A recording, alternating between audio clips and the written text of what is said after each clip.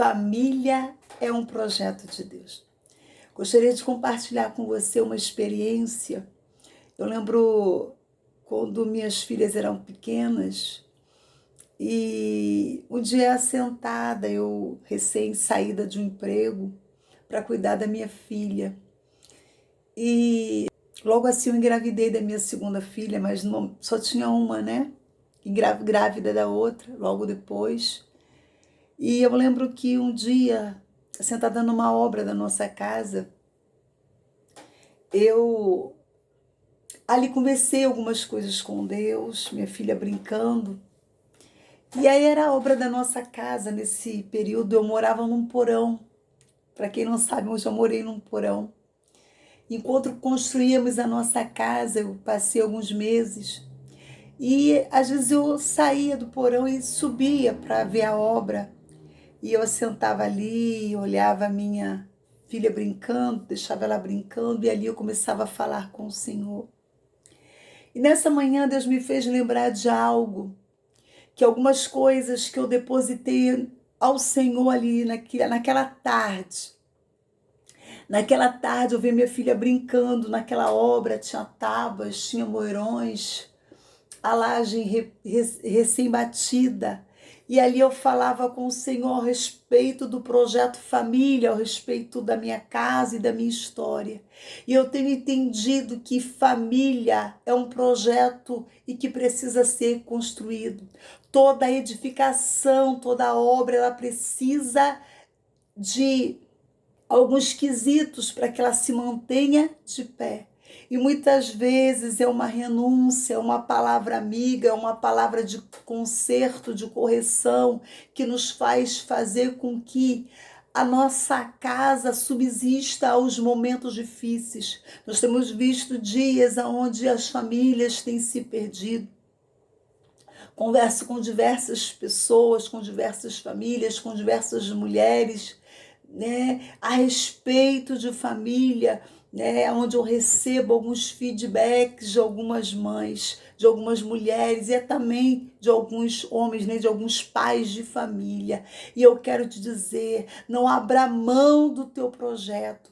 A Bíblia fala, onde o Senhor fala para Abraão, em ti serão benditas todas as famílias da terra.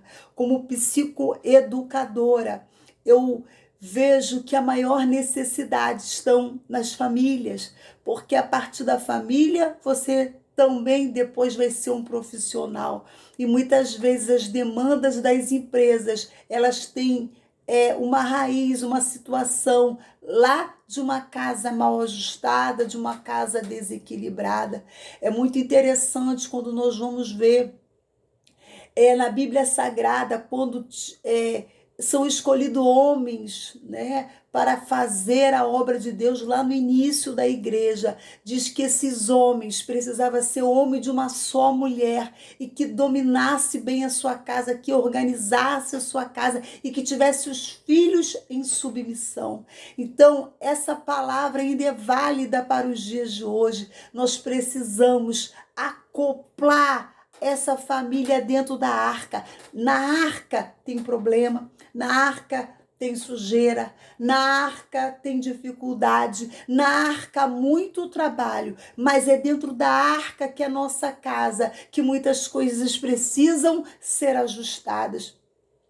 Às vezes nós falamos de uma boa psicoeducação, falamos do exercício de respiração, falamos do exercício físico, mas hoje eu gostaria de alertar você e como estão os nossos relacionamentos familiares. Muitas vezes nós chegamos ao ponto de precisar de um tratamento mais sério, porque algo não foi resolvido na mesa. Eu estou exatamente aqui, na mesa. Eu estou exatamente aqui numa mesa para falar para você que a mesa é lugar de comunhão. Eu lembro das dificuldades que eu tive de inserir a mesa na minha casa.